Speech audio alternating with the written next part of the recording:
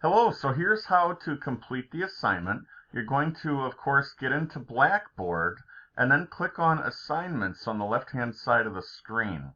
You're going to scroll down and go to the MindTap SAM File Management section. And for the assignment, you'll see here you should have already done the registration. You should have already taken the syllabus quiz.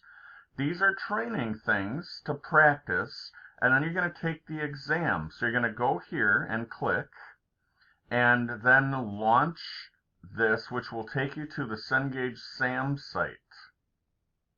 So for this assignment, what you're going to do then, it's going to finish loading, and then you're going to start the exam. And in the exam, this window will pop up.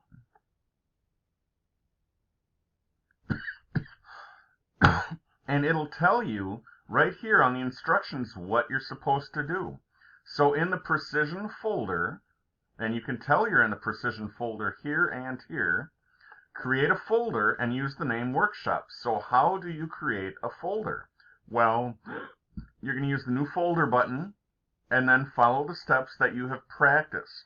So this is an exam, so I'm not going to walk you through the answers, but you're going to do these steps inside this window.